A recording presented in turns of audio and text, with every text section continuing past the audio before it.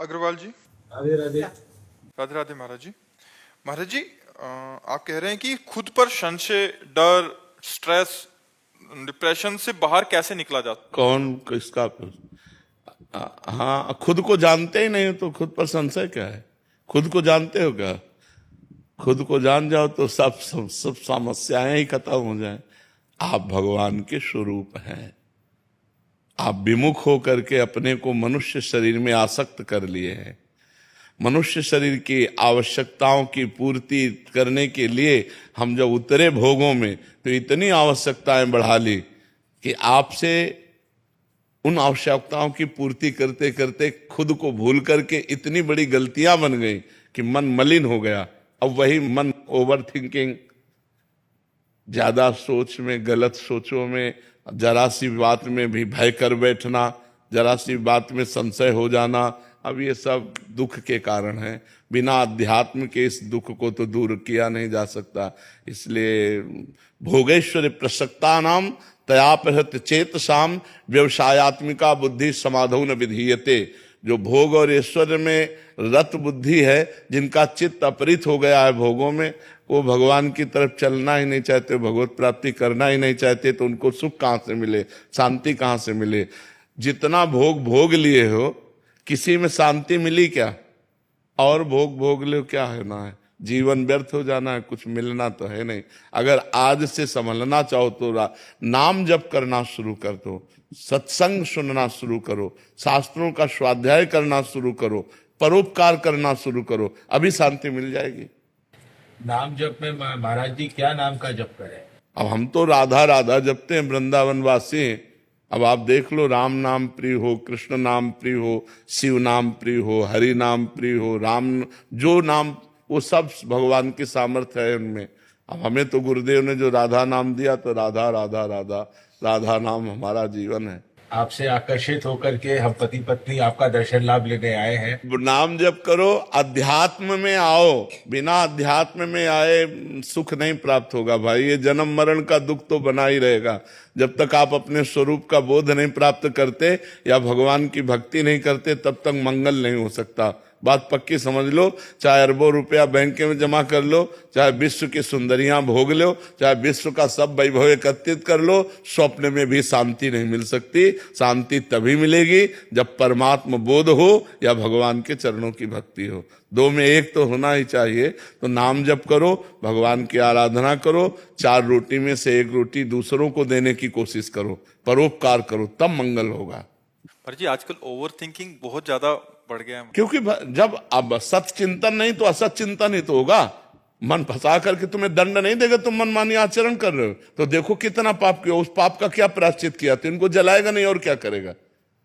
इन्होंने कोई तपस्या की, कोई साधना की, कोई तीर्थयाटन किया, कोई धर्म कार्य किया, कोई भजन किया, लेकिन मनमानी आचरण सब होते रहे, सबसे हो रहे हैं, सबसे हो रहे हैं। हम कह रहे हैं ईमानदारी से इसी जन्म के अगर आप अपने पापों का चिंतन करें और उनका दंड मिले, तो आप सोचो कितना भारी दंड मिलेगा। एक गलती खुल जाती है ना, एक गलती तो आजीवन कारावास मिलता है। और न जाने कितने हमसे पाप ऐसे हुए, तो क्या वो कर्म हमको दंड नहीं देंगे? वो कर्म दंड देंगे, क्योंकि उन कर्म के विनाश के लिए आपने कोई साधना की, कोई अनुष्ठान किया, कोई भजन किया, कोई तो साधन भजन किया नहीं। इसलिए आप शुरू कर दो नाम जप करना। महाराज जी इतना ज्यादा चिंता बढ़ जाता है कि व्यर्थ का चिंतन। महाराज जी कल एक मिले थे, वो कह रहे थे कि अभी कुछ नहीं करते, कह रहे मैं बहुत बड़ी कंपनी खोलूंगा, फिर उसमें करोड़ों रुपए आएंगे। अगर 1 करोड़ रुपया भी बैंक में जमा हो गया तो उसका 70,000 ब्याज आएगा और 1 महीने से बहुत बढ़िया होगा। फिर इसमें चिंता हो रही थी, फिर उसमें कह रहे कि यार बड़े अकाउंट हो जाते तो सरकार की नजर हो जाती है, फिर सरकार की नजर होगी तो मेरा मेरा बैंक जब्त हो गया, तो फिर मैं मतलब वो व्यर्थ की चिंता, मतलब आगे आगे। एक थे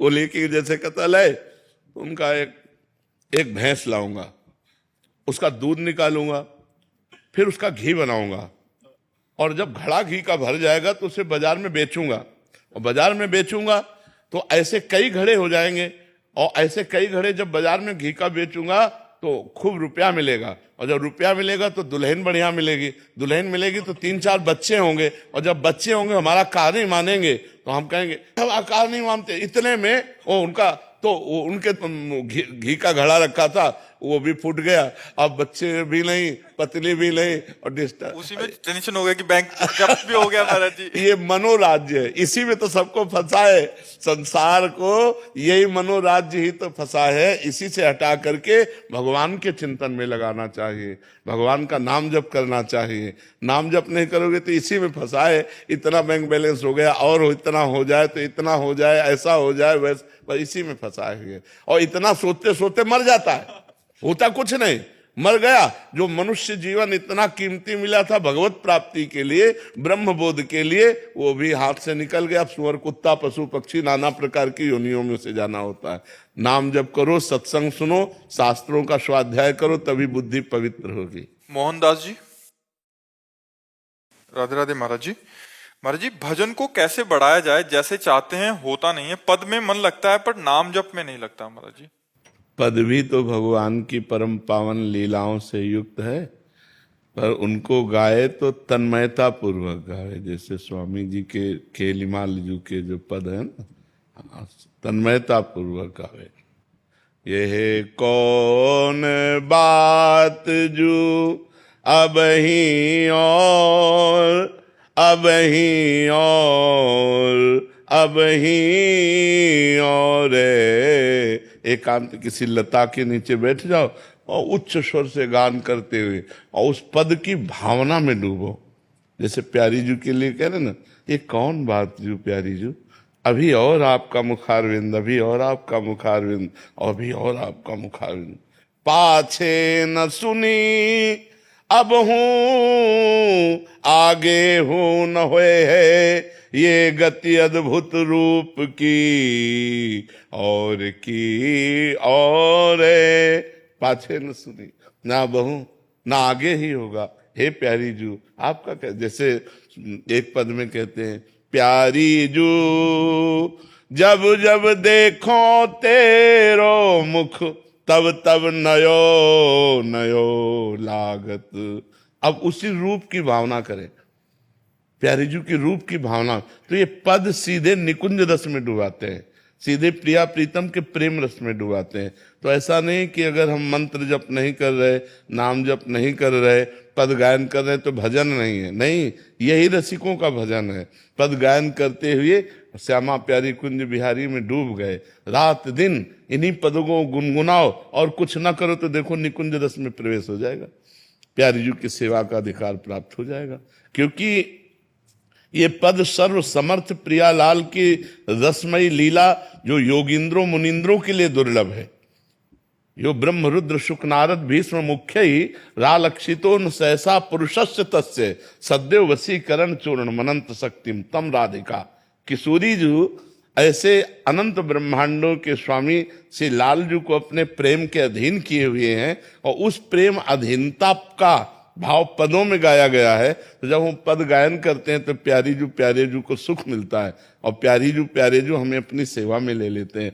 तो पद को न्यून भाव से ना है देखे कि हम मंत्र जप कर नहीं पा रहे तो पद गायन कर रहे हैं तो इससे पता नहीं क्या होगा कि नहीं होगा। हमारी चतुरासी जी के पद फल स्तुति में लिखा है, 84 हरिवंश कृत पढ़े सुने निशिभोर, छुटी 84 भ्रमंते निर्खय जुगल किशोर। निर्खय जुगल किशोर भोर अरुरैन न जाने, पिए रूप रस मत भयो कछु मन ही नाने।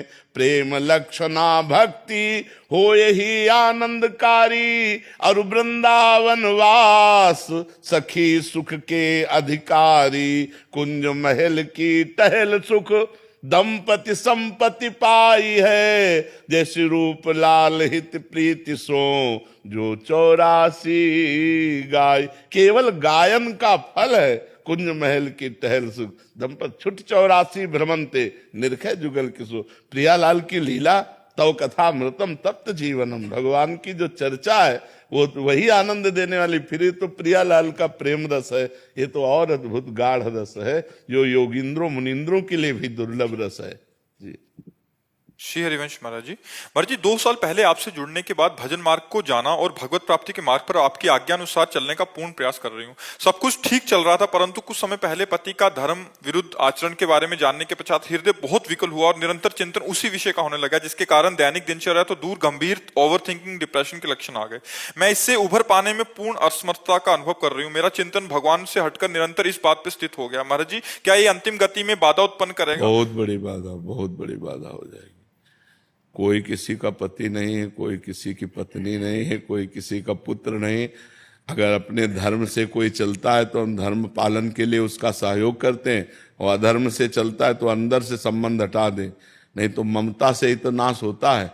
और भगवान कहते सबकी ममता ताग बटोरी, मम पद मनहि बांध बर डोरी। अब मान लो पति दुराचार में स्थित हो जाए तो तुम्हारी बुद्धि इसी बात से विकल हो जाएगी कि हमें छोड़ दिया, हमारा संबंध शिथिल हो गया, वो दूसरे से संबंध कर रहा है। अब आपका जो संबंध भगवान का था उस पर ध्यान ही नहीं दे रहे कि भगवान ने हम पर कृपा की, चलो पिंड छूटा। वो संसार के भोगों के लिए दूसरे को वर्ण कर रहा है, मुझे भगवान संयम से रखकर अपनी तरफ घसीट रहे तो आनंद आ जाए, अभी आनंद आ जाए कि छोड़ो, तुम्हें तो छोड़ना ही था, आज नहीं तो कल छोड़ देते हमें, क्योंकि कौन मेरे साथ जाता। आज हमें छोड़ दिया तो मेरी समझ में आ गया कि कोई मुझे प्यार नहीं करता, प्यार करने वाले एक भगवान है। चलो अच्छा हुआ कि तुमने सही आईना हमें दिखा दिया कि कोई मेरा नहीं है। अगर ये सद्भाव लाओ तो अभी भजन और बढ़ जाए कि हे भगवान, अब तो आपके सिवा कोई है नहीं।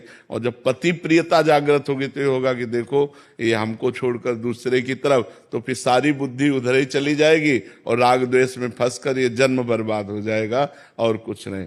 जिसका पत्नी में राग है उसको अगला जन्म स्त्री का मिलेगा, जिसका पुरुष में राग है तो जहां राग है वही जन्म। तो काहे को जन्म, हम भगवान की तरफ बढ़ें कि ये प्रपंच की तरफ बढ़ें। और कोई किसी का नहीं है, बिल्कुल सच्ची समझो। भोगी पुरुषों को कभी किसी से प्यार नहीं होता, केवल भोग से प्यार होता है। उससे अच्छी उसको तीसरी मिल जाए तो तीसरी से प्यार करेगा, चौथी मिल जाए तो चौथी से प्यार। उसको किसी से प्यार नहीं, उसको अपने इंद्रिय भोग से प्यार है। तो ऐसे लोगों से क्या प्यार करे? पति रूप में हो, ठीक है, भगवान ने आपको हमारा साथी बनाया था, अब आप भटक रहे हो तो हम क्या कर सकते हैं? आप भटकिए, हम तो सतमार्ग में चलेंगे। बिल्कुल शांत होकर भगवान को अपना प्रीतम मानकर नाम जप करते हुए चलिए, दुखी मत होइए। अगर दुखी होगी तो फिर कई गंदे रास्ते निकल जाते हैं। मन कहेगा अच्छा तुम जा रहे हो गलत, तो फिर अब हम भी गलत हो रहे हैं।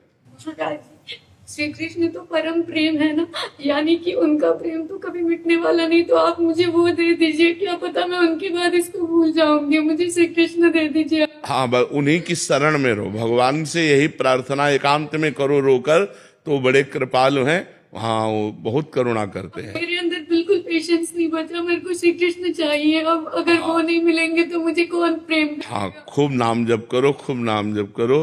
भगवान बड़ी कृपा करते हैं, सही मानो भगवान बड़ी कृपा करते हैं। ऐसी बड़ी कृपा होती है जिससे जीव का सब राग नष्ट होकर भगवान की तरफ हमारी एक गति हो जाती है। इसलिए चिंता न करो, ये भी भगवान की कृपा मानो। वैभव जी बालाघाट से। राधा वल्लभ श्री हरि। श्री हरिवंश महाराज जी, भगवान श्री कृष्ण जी गीता जी में कहते हैं कि सत भी मैं हूं और असत भी मैं हूं, और ना मैं सत हूं ना मैं असत हूं। महाराज जी, इन दोनों भाव कैसे समझे महाराज जी, इन दोनों बातों को? पहली बात तो है, जब तक भगवान का भजन नहीं करोगे, बुद्धि शुद्ध नहीं होगी, तब तक भगवान की बात को समझना बड़ा कठिन है। भगवान कहते हैं मैं सत हूं और मैं भी असत हूं। तो असत क्या है और सत क्या है? जो आप ये देख रहे हो ये सब असत है। इसमें जो दिखाई नहीं दे रहा है वो सत है। जो दिखाई नहीं दे रहा वो कौन है? वो ईश्वर का अंश, परमात्मा अंश, परमात्मा स्वरूप सत है। वो दृष्टि से कहाँ दिखाई दे रहा है? और जितना दृष्टि से दिखाई दे रहा है, गो गोचर जहां लग मन जाई, सो सब माया जानो भाई। जहां तक हमारी दृष्टि जाए, जहां तक हमारी इंद्रियां जाए, जहां तक हमारा मन जाए, वो सब माया है। जहां मन का प्रवेश नहीं है वो सत है, वो अपना स्वरूप है। जो अंतःकरण को बाधित करके अपने स्वरूप को पहचान लेता है वो भगवत स्वरूप हो जाता है। तो भगवान सत स्वरूप है, तो फिर ये क्या है?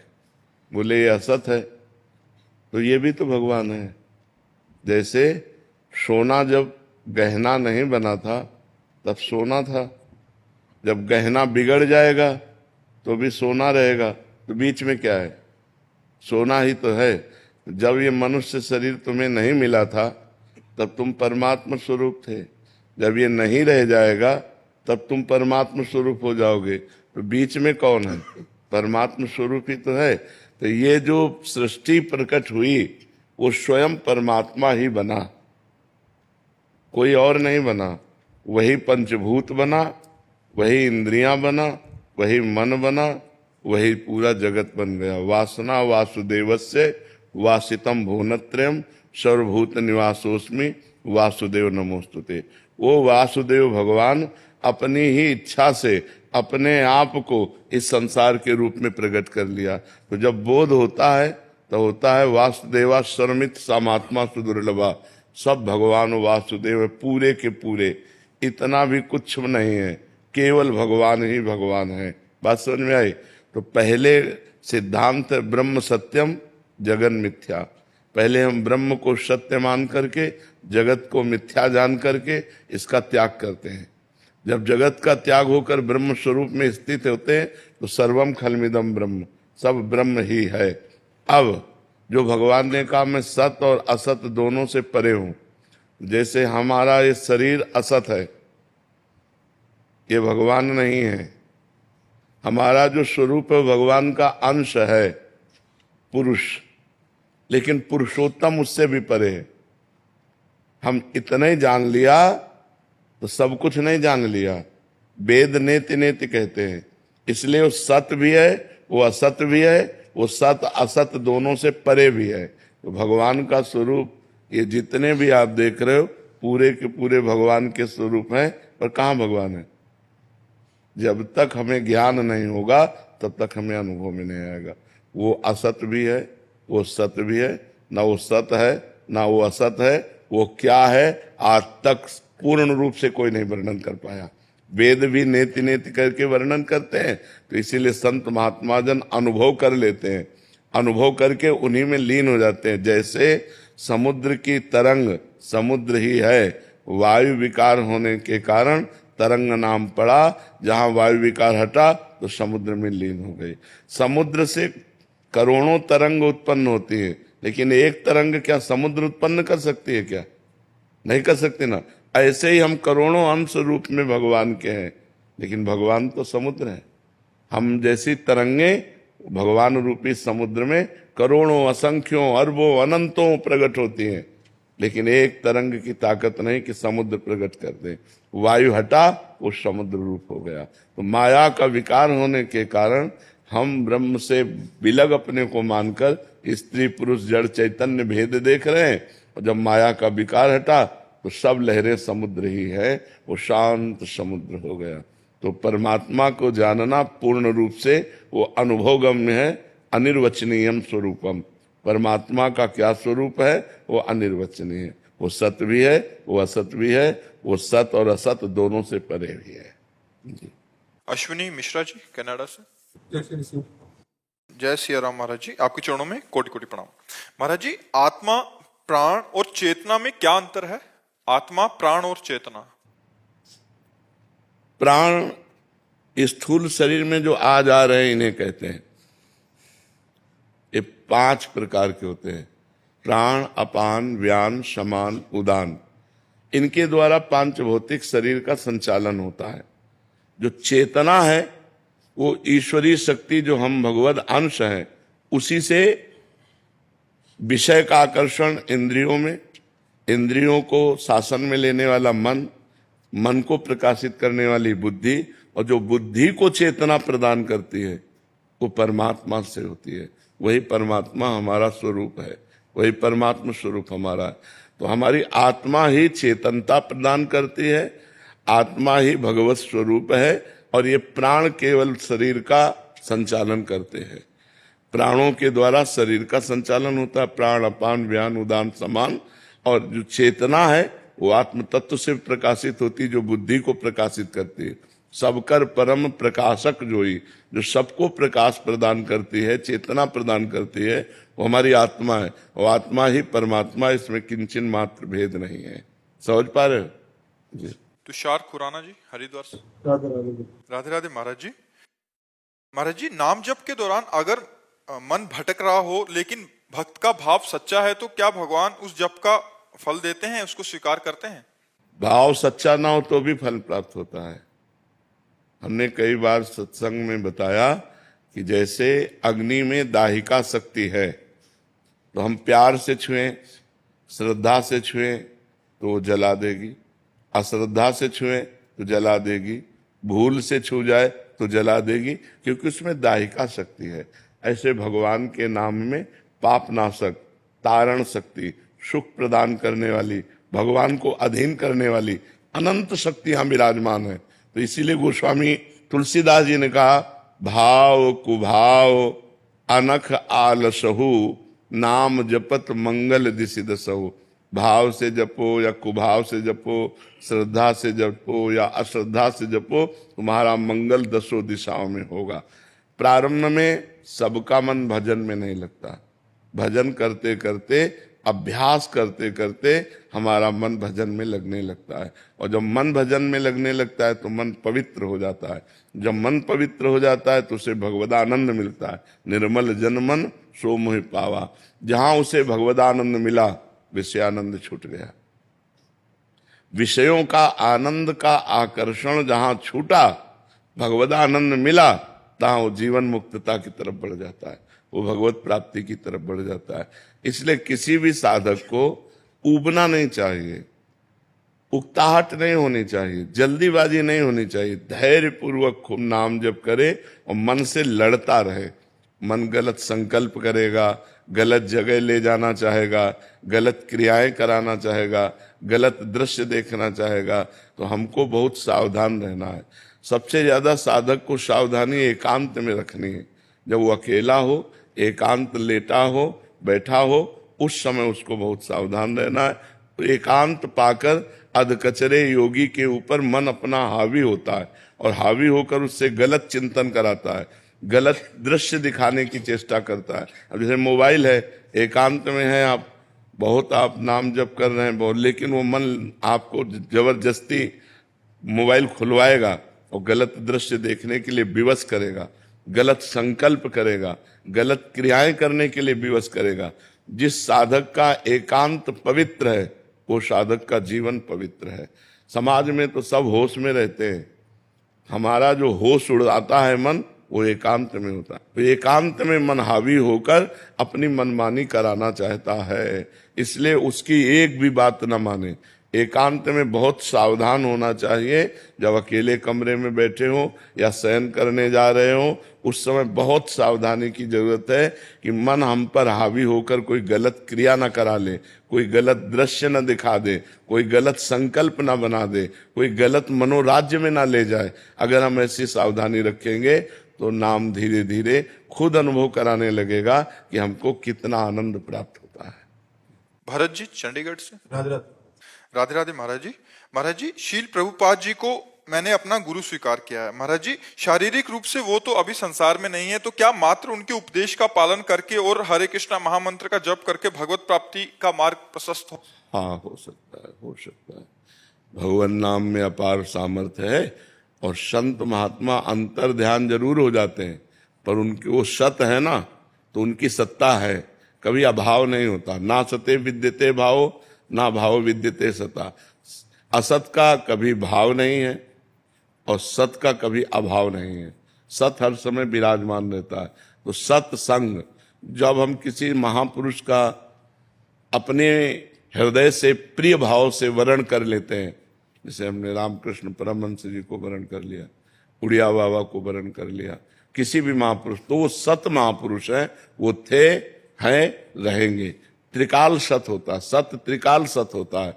तो हम अगर प्रभुपाद जी को गुरु मान करके और महामंत्र का जप करें तो हमारा भगवत मार्ग प्रशस्त हो जाएगा, पर साथ में गलत आचरणों का त्याग करें। अगर गंदे आचरण करते रहे और भजन भी करते रहे तो हाथी के स्नान जैसा होगा। जैसे हाथी स्नान किया और अपने ऊपर धूल भर के डाल लिया तो उसका स्नान व्यर्थ चला गया। ऐसे ही यदि भोगों में, गलत आचरणों में, मनोराज्य में मनमानी आचरणों को करते रहे आप और भजन भी करते रहे तो आपको अनुभव में नहीं आएगा। यद्यपि भजन व्यर्थ नहीं जाएगा, आगे चल करके आपकी उन्नति होगी, लेकिन वो आगे चलना अनेक जन्म संसिद्धेर, पता नहीं कितने जन्म ले लेगा।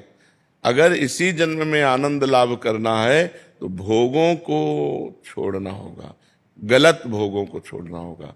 जैसे काम वेदना आ रही, अपनी पत्नी का संयोग समय धर्म के अनुसार करे तो पाप नहीं है, लेकिन वही काम वेदना यदि पराये स्त्री की तरफ गई तो वही पाप बन जाएगा। तो पाप आचरण से बचे। हम धर्म के द्वारा धन कमा रहे हैं, उससे हमारे परिवार का पोषण हो रहा है, ये भजन करो तो लाभ मिलेगा। और अधर्म से धन कमा रहे हैं, परिवार का पोषण कर रहे हैं, दान पुण्य भी कर रहे हैं और सोचते हैं कि हमारी सदगति हो जाएगी, तो कभी नहीं, कभी नहीं। इन बातों पर ध्यान रखे। केवल नाम जप ही नहीं, साथ में उसके परहेज भी चाहिए। सदगुरु वैद्य वचन विश्वासा, संयम यह न विषय कै आशा। यदि गंदे आचरण बंद नहीं हुए तो वो पाखंड है, वो दंभ है, वो नाटक है भजन का, वो भजन नहीं हो रहा है। बात समझ पा रहे हो? हाँ। राजेश जी भोपाल से। राधे राधे। राधे राधे महाराज जी। महाराज जी, गृहस्थ जीवन में नियम से सेवा और भक्ति में कभी कभी देर हो जाती है महाराज जी, ऐसे में कोई? गृहस्थ में सबसे बड़ा नियम रखे नाम स्मरण का। और दिनचर्या तो प्रातःकालीन, जैसे 3 बजे 4 बजे उठ के। कै बजे उठते हो? 6 बजे उठते हैं। ये कोई साधना है? कै बजे सोते हो? 11 बजे। 10 बजे क्यों नहीं सोते? समय व्यर्थ क्यों करते हो? 10 बजे सो जाओ, 11, 12, 1, 2, 3, अगर 6 घंटे सो तो 4। 6 घंटे से ज्यादा सोना राक्षसी बुद्धि है, आसुरी बुद्धि है। साधक तो 4 घंटे 5 घंटे में। अब आपकी मानो गृहस्थी में क्या सेवा, मुझे तो पता नहीं। दैनिक सेवा होती है, उसमें कभी देर हो जाती है तो ग्लानि महसूस होती है कि नहीं। 6 घंटे से ज्यादा सोने का नियम ना लो। और मोबाइल और टीवी, इनसे बचने की कोशिश करो यदि भगवान की प्राप्ति के मार्ग में चलना है। नहीं तो कुछ भी खोलो, यूट्यूब तो सब देता चला जा रहा है मनोरंजन। अब मोबाइल में लग गए तो घंटों मोबाइल में लग गए। नहीं तो आओ, खाओ पियो, थोड़ा अपने परिवार से मिले और इसके बाद एकांत होकर के भगवान का सुमिरन करते हुए सोए, फिर उठ करके अपनी दिनचर्या की। अगर 4 बजे उठ जाओ तो कितनी बढ़िया दिनचर्या बन जाए। अब ये 6 बजे 7 बजे सो करके जगने वाले क्या दिनचर्या करेंगे? जब भुवन भास्कर उदय होने वाले हैं, अब दिनचर्या क्या होगी? लोग तो 8-8, 10-10 बजे तक सोते हैं, ऐसा भी सुना है। 8 वैसे 6 बजे वाला तो बहुत कृपा पात्र माना जाता है महाराज। अच्छा। 8, 10, 11, 12, 1, 2। तो ये तो मतलब अपने जीवन को बर्बाद करना है, अपने जीवन को बर्बाद करना है, ऐसा नहीं करना चाहिए। उत्तम बात तो यही है कि ब्रह्म मुहूर्त में जग ही जाना चाहिए, सबको जग जाना चाहिए। अब जिनकी नाइट ड्यूटी उनकी बात अलग है, नहीं तो हमें लगता है ऐसी प्रमाद स्थिति नहीं रखनी चाहिए।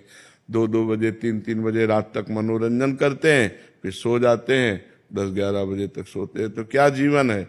पशुवत जीवन है, कोई जीवन है क्या? तो पहले तो जगना सीखो, समय से उठना सीखो, 4 बजे उठना सीखो। अब क्या है, अब धीरे धीरे जीवन वृद्धावस्था की तरफ जा रहा है। अगर सावधान न रहे तो एक अवस्था सबके ऊपर आती है, मृत्यु अवस्था, वो सब हरण कर लेगी आपका, सब हरण कर लेगी।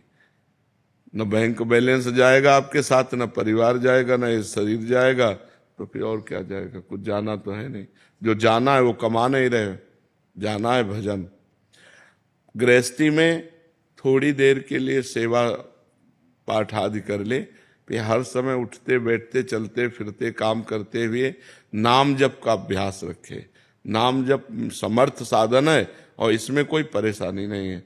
आपको कहीं जाना है, नाम जप करते हुए जा रहे हैं, कोई कार्य कर रहे हैं, जब बात करना है तो बात अलग है, नहीं तो नाम जप कर रहे हैं, अंदर बार बार राधा राधा कृष्ण कृष्ण राम राम हरि हरि, जो नाम प्रिय हो वो नाम जप कर रहे हैं। तो नाम जप से भगवान की प्राप्ति होती। कलयुग केवल नाम आधारा, सुमिर सुमिर नर उतर ही पारा। बार बार नाम सुमिरन करने से हम इस संसार समुद्र से पार हो जाएंगे।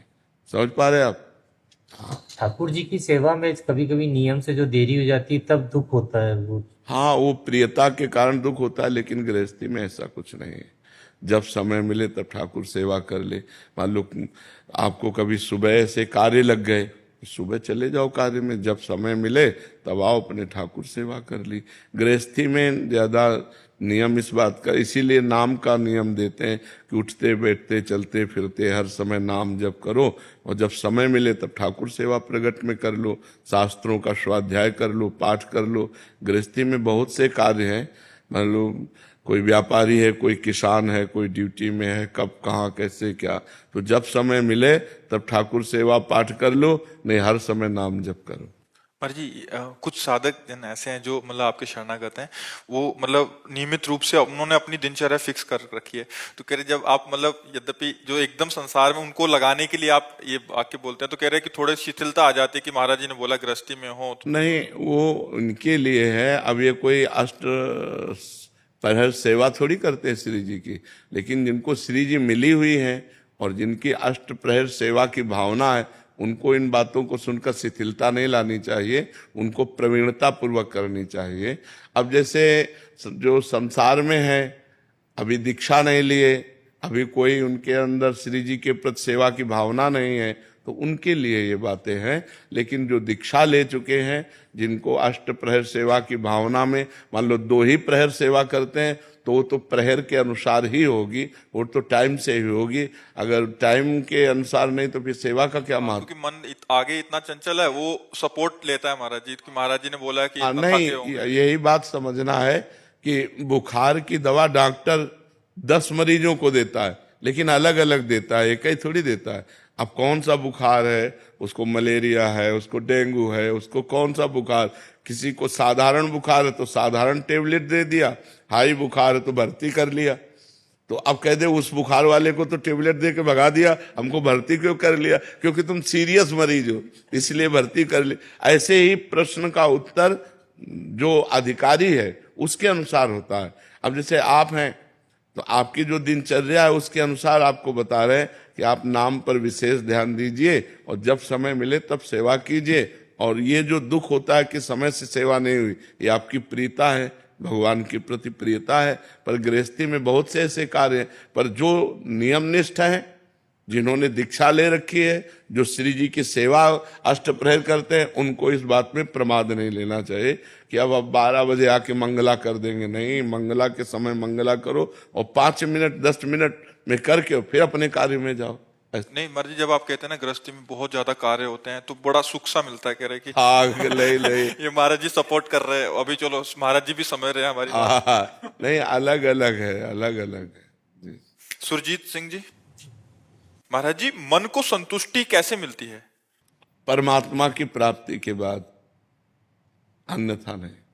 तब लग कुशल न जीव को, सपने हो मन विश्राम, जब लग भजत न राम को, शोक धाम तज काम। आपकी कितनी अवस्था शरीर की है? 48 वर्ष में कौन सा ऐसा भोग है जो आपने भोगा नहीं? विचार करके देखो। तो क्या मन शांत हो गया? क्या मन संतुष्ट है? तो जब तक भगवान की प्राप्ति नहीं होगी तब तक ये संतुष्ट नहीं होगा। तब लग कुशल न जीव को, सपने हो मन विश्राम, जब लग भजत न राम को, शोक धाम तज काम। जब तक कामनाओं का त्याग करके भगवान का भजन नहीं होगा तब तक मन ये शांत नहीं होगा। चाहे इसे दुनिया के भोग दे दो, एक आदमी को सब वैभव भोग सामग्री मिल जाए और वो भगवान से विमुख हो तो कभी शांति नहीं मिल सकती। और कुछ ना हो और भगवान का भरोसा हो, संतोष हो, नाम जप हो, अरे वो चैन से आराम से सो जाएगा। उसे टेबलेट नहीं खाना पड़ेगा, उसे नींद का टेबलेट नहीं खाना पड़ेगा, वो चौड़े में सो जाएगा। भगवान का भरोसा हो, हृदय में संतोष हो, नाम जब चल रहा हो, इससे बढ़िया जीवन क्या है। अब सबके हृदय में असंतोष है, सब भगवान से विमुख होने की वाली क्रियाएं कर रहे हैं, तो कहां से मन संतुष्ट होगा, कहां से मन शांत होगा। शांत तो शांत स्वरूप भगवान है, शांताकारम। और आश्चर्य की बात है, भुजग शयनम, सांप की सैया पर शयन कर रहे हो, शांत है। सांप को देखकर अशांति हो जाएगी, और शेषनाग पर शयन करते, शांताकारम भुजग शयनम। तो भगवान ये दिखाते हैं कि भारी प्रतिकूलता में भी शांति तभी आ सकती है जब तुम हमारा चिंतन करोगे। भगवान का चिंतन करो तो शांति मन को मिले, भगवान का भजन करो, बुरे आचरणों का त्याग करो, तो फिर आनंद की अनुभूति हो, तब भगवान की तरफ आनंद मिले तो मन शांत होगा। बिना भगवान के भजन के मन शांत नहीं हो सकता, चाहे लाख उपाय कर लो, लाख भोग दे लो, थोड़ी देर राजी होगा, फिर ये अशांत हो जाए, फिर वही नए नए भोग मांगता हुआ। देखो इतना जीवन हो गया, अब आगे का जीवन जितना बचा है उसे भगवान में लगा लो, चाहे भोगों में लगा लो। भोगों में लगाओगे तो जीवन व्यर्थ चला जाएगा। अभी सावधान हो जाओगे, रामकृष्ण हरि नाम जपने लगोगे तो ये धन आपका मंगल करेगा, आपका कल्याण करेगा। प्रियंका मिश्रा जी। राधे राधे महाराज जी। महाराज जी, जब मनुष्य को उसके पूर्व जन्मों के कर्मों के हिसाब से दुख या सुख भोगना पड़ता है, तो क्या पांडवों और कौरवों को भी उनके पूर्व जन्मों के कर्मों की वजह से सुख अथवा दुख भोगना पड़ा था? अवश्य अवश्य भोगना ही पड़ता है, जीव को भोगना ही पड़ता है अपने अपने कर्मों का, अनेकों जन्मों का। जैसे भीष्म जी ने कहा कि हम बाणों की सैया में हमें तो 100 जन्म तक देख रहे हैं कि हम, तो भगवान ने कहा 100 जन्म के आगे की बात है, तो अपने हजारों करोड़ों जन्म हो गए हैं। तो ऐसे ही चाहे पांडव हो, चाहे कौरव हो, चाहे अरे यहाँ तक कि भगवान ने अपने आप को भी उसी कानून के अंतर्गत रखा। यदि बाली को छुप करके मारा तो अंत समय में व्याध ने भगवान के चरणों में बाण मारा कि नहीं मारा, और भगवान को परम धाम जाने के समय उसको निमित्त बनाना पड़ा व्याध को। तो हमें लगता है जैसे दशरथ जी से गलती हो गई, श्रवण कुमार का वध हो गया शब्द वेधी बाण से, डुब्बे से घड़े की आवाज थी तो उन्होंने समझा कोई मृग पानी पी रहा है, तो शब्द वेधी बाण संधान किया, श्रवण कुमार की छाती में लगा।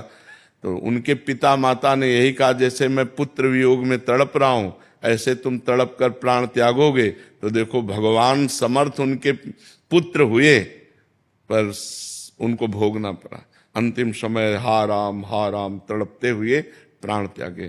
तो हमें लगता है कि कर्मों का भोग सबको भोगना पड़ता है, चाहे ऋषि हो, चाहे महात्मा हो, चाहे दुष्ट हो, चाहे पुण्यात्मा हो। हाँ, जो इस जन्म में अपने नए कर्म सुधार लिए तो उन भोगों को भोग लेगा, आगे उसका परम मंगल हो जाएगा।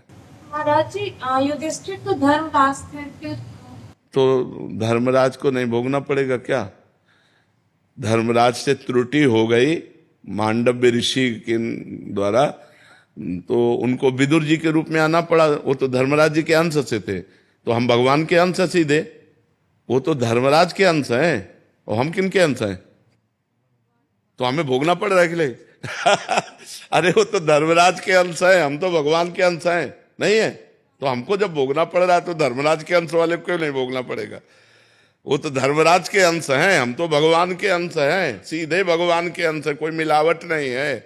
तो अब ऐसा थोड़ी कि एक ही युधिष्ठिर जी जो जन्मे तो पहली बार सृष्टि में जन्मे हो, नहीं, पीछे कई बार जन्म हो चुके हैं उनके। धर्मराज के कई बार जन्म हो चुके हैं, अरे ब्रह्मा के कई बार जन्म हो चुके हैं। राजसूय यज्ञ में एक चीता की टांग टूट गई थी, वो 3 टांगों से एक अन्न का कण लेकर बड़ी मुसीबत से जा रहा था। तो अर्जुन जी ने देखा, कहा प्रभु राजसूय यज्ञ में सब आनंद लूट रहे हैं, बेचारा एक चीटा, क्या कभी इसको सुख मिलेगा? तो भगवान ने जानते हो क्या कहा? 14 बार इंद्र बन चुका है ये, 14 बार ये इंद्र बन चुका है। तो अब आप विचार करो, अब आप सोच सकते हो कि इंद्र 14 बार इंद्र पद पर बैठा हुआ चीटा बना हुआ, इंद्र की पदवी में महाराज नहुस और सीधे अजगर योनि में पहुंचे। तो ऐसे ही जीव की बड़ी गतियां होती हैं। तो वो तो धर्मराज के अंश से, हम भगवान के अंश से, हमें अपने कर्मों का भोग भोगना पड़ता है, तो फिर धर्मराज के अंश से क्या है? नहीं, साक्षात धर्मराज विदुर जी हैं कि नहीं, और कितना कष्ट भोगना पड़ा। और धर्म के अंश से युधिष्ठिर जी हैं, तो वायु के अंश से भीम जी हैं, तो सब भोगना पड़ता है। अवश्य में भोक्तव्यम कृतम कर्म सो, अनेक जन्मों का जाल बिछा हुआ है कि इस जन्म में कौन कहाँ हुआ, इसके बाद वो धर्मराज में लीन हुआ, फिर वो धर्मराज के अंश से वो युधिष्ठिर के रूप में जीव आया। तो ये बड़ी लीलाएं भगवान की, वो ये भगवान ही जान सकते हैं, पर भोगना अवश्य पड़ता है जी। प्रवीण जी। राधे राधे। राधे राधे महाराज जी। महाराज जी, अगर मेरी पत्नी पूजा पाठ कर रही हो तो क्या उसका फल उसके पति को प्राप्त होता है क्या महाराज जी? नहीं, उसका चिंतन, उसका भजन उसको पूरा का पूरा प्राप्त होगा। आप यदि साधन भजन करेंगे तो आपने पाणी ग्रहण लिया है, आपकी अर्धांगिनी, उसको प्राप्त होगा। लेकिन उसका साधन भजन किया हुआ वो चाहे आपको दे तो आपको प्राप्त हो सकता है, नहीं तो नहीं। आप चाहो या ना चाहो वो चाहेगा। जैसे आप गंगा स्नान करने गए तो उसका आधा पुण्य फल उसको मिलेगा, क्योंकि वो अर्धांगिनी है। पाणी ग्रहण आपने किया, उसने थोड़ी आपका हाथ रखा है, आपने उसका हाथ पकड़ा है। तो पाणी ग्रहण किया है तो पति का किया हुआ धर्म पत्नी को मिलता है। लेकिन पत्नी जो स्वयं धर्म करती है वो चाहे तो पति को दे, नहीं तो स्वयं में वो परमात्मा प्राप्ति के लिए समर्थ हो सकती है। तो करना चाहिए आपको। पत्नी पूजा करती तो आप भी पूजा करो। भक्ति महाराज जी बहुत करते हैं, लेकिन भजन, आपका भजन सुनते हैं, रात में नींद नहीं लगती है, 2-2 ढाई बज जाता है महाराज जी। भक्ति बहुत करते हैं यार, आज तक हम नहीं कह पाए, भक्ति बहुत करते हैं। हमको भी संकोच लगता है कि अभी करते हैं महाराज जी, जितना हो पाता है उतना करते हैं, ड्यूटी के जितना समय निकाल पाते हैं। ये शब्द ठीक है, जितना हो पाता है उतना करते। बहुत कर ले में तो हम लोगों भी की हिम्मत नहीं इतना कह दें कि बहुत भक्ति करते हैं। आधा पत्नी ले जाती है ना। ना, खूब खूब नाम, भगवान का नाम जप करो। लेकिन रात में नींद नहीं लगती है महाराज जी। टेबलेट ले लो, नींद का टेबलेट ले लो, क्या करे बताओ। अब उसके लिए तो डॉक्टर से बात कर लो कि आपको नींद नहीं आती। नींद ना आने का मतलब है शरीर का अधिक परिश्रम से युक्त ना होना, माइंड का अधिक परिश्रम से युक्त हो जाना। अगर शरीर का परिश्रम सही हो जाए और माइंड शांत रहे तो आराम से नींद आ जाए। अब शांत कैसे रहे? मनोराज्य यही सबका चलता रहता है। ये होने के बाद ऐसा हो जाएगा, इतना हो जाएगा, फिर ऐसे हो जाएगा, फिर ऐसा कर लेंगे, फिर वो भोग लेंगे, फिर कोई टेंशन वाली भी बात आ जाती है, प्रतिकूलता वाली। वही सब सोचते सोचते क्या होता है, मन अशांत हो जाता है। अशांत से कुतः सुखम, जो अशांत मन है उसमें सुख नहीं तो नींद कहाँ? तो शरीर उतना श्रमित नहीं होता जितना माइंड श्रमित हो जाता है। और माइंड को विश्राम दो और शरीर को श्रम से युक्त करो, तभी बात। और विश्राम भगवान के नाम रूप लीला धाम में मिलेगा। तब लग कुशल न जीव को, सपने हो मन विश्राम, जब लग भजत न राम को, शोक धाम तज काम। तो इसलिए भाई नाम जप करो, भगवान के सत्संग सुनो, भगवान की लीला कथा सुनो, तो उससे आनंद की प्राप्ति हो। पाप कर्म से बचो। पाप कर्म जो जानते हो कि ये सब पाप कर्म है, उन पाप कर्मों से बचो। आजकल तो बहुत गंदी बातें चल गई हैं, बॉयफ्रेंड गर्लफ्रेंड, गंदी गंदी गंदी बातें, ये तो बहुत हानिकारक हो गई। ब्याह हो गया पति दूसरी से, पत्नी दूसरे से, ये सब बहुत गलत गलत बातें हो रही। और कितना सुंदर पति हो उसको अपने पति पर संतुष्टता नहीं, कितनी सुंदर पत्नी हो उसको अपनी पत्नी पे संतुष्टता नहीं। आज हमारे धार्मिक भारत देश में ये जो गंदी बातें प्रचलित हो गई, कितना मतलब अनिष्ट हो रहा है। पति पत्नी पे विश्वास नहीं रह गया। पति वंचक पर पति रति करई, रो रो नरक कल्प सत परई। जो अपने पति को त्याग कर दूसरे पुरुष से संभोग करती है, वो करोड़ों कल्प तक रो रो नरक में डाली जाती है। बहुत दुख मिलता है। पर कौन, जब शास्त्र स्वाध्याय नहीं तो मनमानी आचरण होते चले जा रहे हैं। इसलिए पुरुष को भी चाहिए अपनी पत्नी के सिवा किसी की तरफ गंदी दृष्टि न करे, पत्नी को चाहिए अपने पति के सिवा किसी की तरफ गंदा भाव न रखे। गंदी दृष्टि करने से पाप बनता है, और पाप अशांति, दुख, डिप्रेशन यही प्रदान करता है। महाराज जी, पिछले 2 दिन से आप सत्संग में जो हॉल में कर रहे हैं महाराज जी, उसमें वर्णन कर रहे हैं कि जो भक्त जन मतलब भजन करते हैं और उनसे गलत आचरण भी बन गए तो उनकी दुर्गति नहीं हो गई, उनको उच्च लोकों में मतलब उनको वो भोग भुगवाए जाएंगे। ये उन भक्तों की बात हो रही है जिन्होंने निश्चय किया है कि अब मुझे इसी जन्म में भगवत प्राप्ति करना है, और खूब डट के प्रयत्न करके भजन कर रहे हैं। हाँ, पर उनका कुसंग हो गया और वो भ्रष्ट हो गए। वो जितेंद्री नहीं है, वो मनोनिग्रही नहीं है, वो मन पर विजय प्राप्त नहीं कर पाए, अब वो भ्रष्ट हो गए। अब भ्रष्ट का मतलब है लगातार भ्रष्ट हो थोड़ी है। अब वो भ्रष्ट हो गए, प्रयासरत थे भजन में, उनका लक्ष्य था भगवत प्राप्ति, और शरीर पूरा हो गया, भगवान के दर्शन नहीं हो पाए, भगवत प्राप्ति नहीं हुई, तत्वबोध नहीं हुआ, तो उस भ्रष्ट का क्या गति होगी? भगवान श्री कृष्ण से अर्जुन जी ने पूछा कि उस भ्रष्ट की क्या गति होगी? तो भगवान ने बताया कि ऐसे जो भ्रष्ट होते हैं वो नरक तो जा नहीं सकते, क्योंकि भगवान का नाम जप करते थे, भगवान के मार्ग में थे, भगवान के आश्रित थे, वो नरक नहीं जा सकते। अच्छा, उनका पतन नहीं हो सकता, क्योंकि जैसे आपने 500 नाम जप किया तो आपके 500 नाम तो स्टॉक में जमा है, अब आप भ्रष्ट हो गए, गलत आचरण किए, तो उसका आपको दंड मिलेगा, लेकिन वो दंड खत्म होते ही आप 500 भजन से ऊपर चलेंगे, 499 नहीं, पूरे 500 भजन से ऊपर आपकी गति होगी। तो अब जैसे उनका शरीर छूटा तो उनको पुण्यवान के लोकों में ले जाया जाता है, स्वर्ग आदि लोकों में। स्वर्ग आदि लोकों में जैसे वो स्त्री से भ्रष्ट हुए या जिससे भ्रष्ट हुए, वो सारे भोग उनको दिए जाते हैं।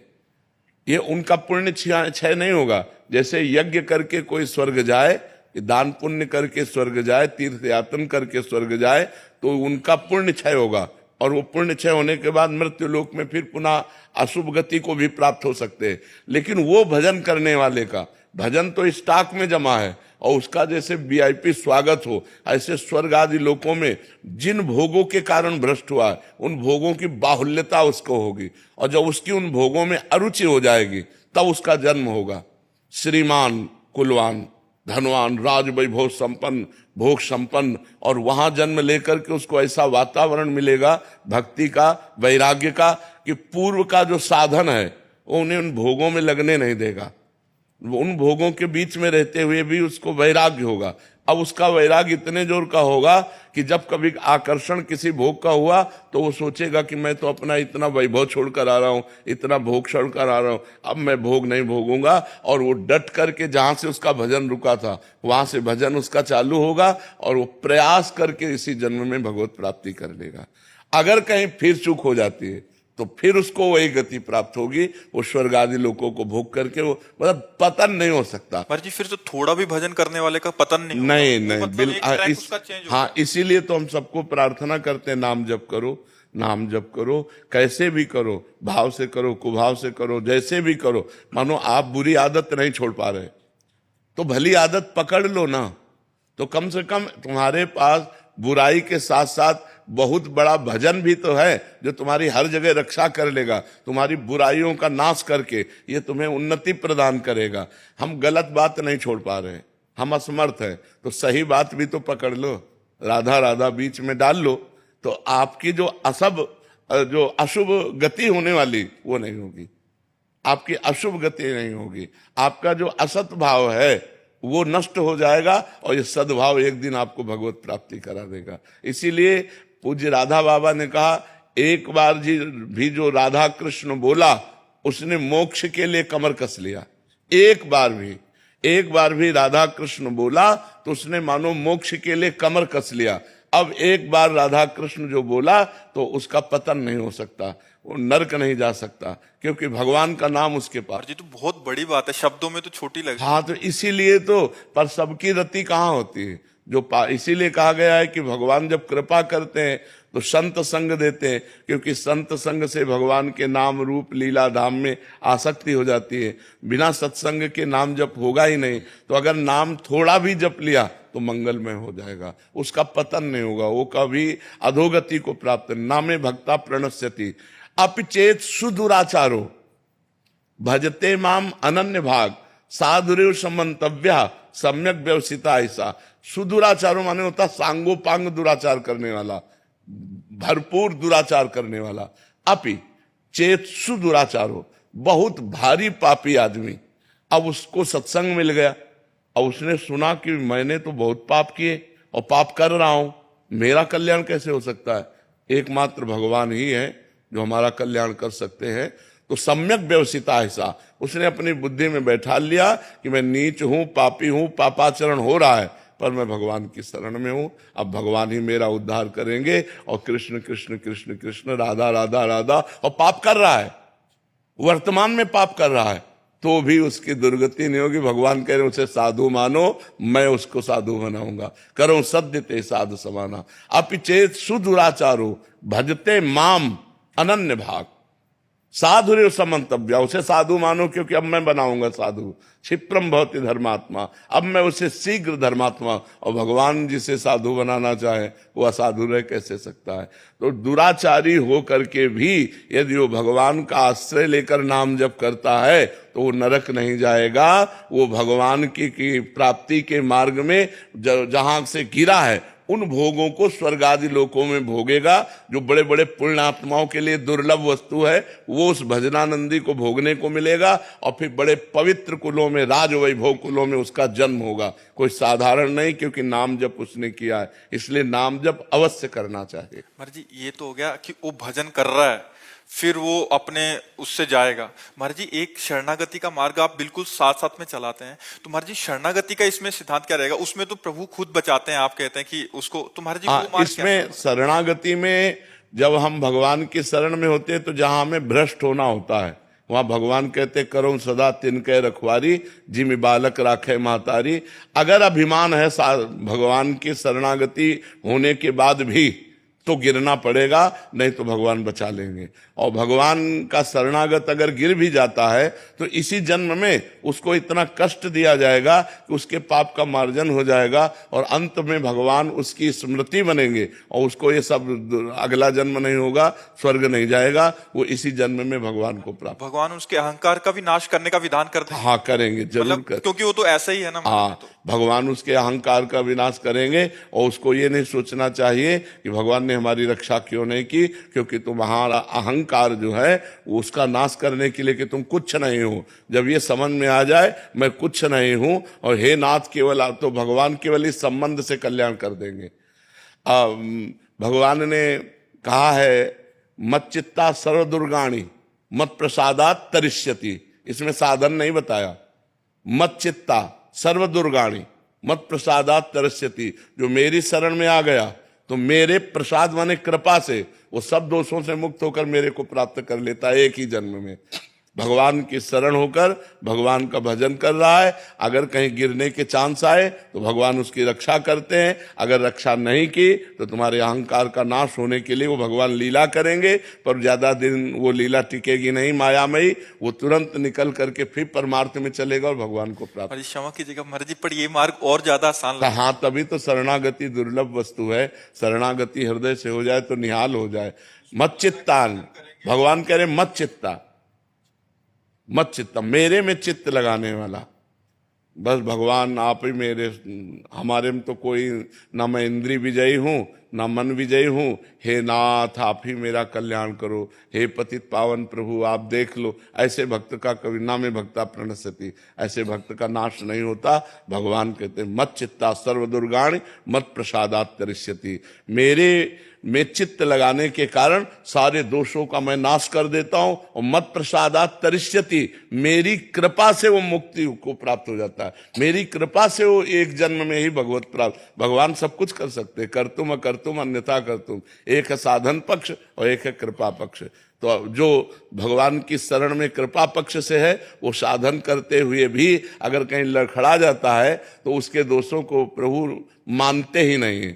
जन अवगुण प्रभु मान न काऊ, दीन बंधु अति मृदुल स्वभाव, उसके दोषों को मानते नहीं, दोष है उसका कल्याण कर देते। मत प्रसादात तरिष्यति, मेरी कृपा से वो पार हो। महाराज जी एक और समाधान से, महाराज जी साधन पक्ष भी देते हैं प्रभु और कृपा पक्ष भी देते हैं। महाराज जी कृपा पक्ष किनको देते हैं महाराज जी? जो सत्संग में, साधु महात्माओं के सत्संग में अपने को अनाधिकारी समझ पाए कि मैं तो नहीं मन को जीत पाऊंगा, इंद्रियों को भी नहीं जीत पाऊंगा, पर भगवान को तो प्राप्त ही करना है, तो हे भगवान मैं आपके शरण में हूँ, मैं जैसा भी हूँ, हे पतित पावन, हे भक्त जन रंजन, जैसा भी हूं नाथ मैं आपका हूं। अब आप देख लो, आपको जो कराना है हमसे करा लो, भजन कराना है भजन करा लो, जितेंद्रियता जैसे आप चाहो वैसे चला लो प्रभु, मेरे बस में नहीं, मैं तो सिर्फ आपकी, हे नाथ मैं आपकी शरण में हूं। अंदर से जो बार बार भगवान की वो शरणागति,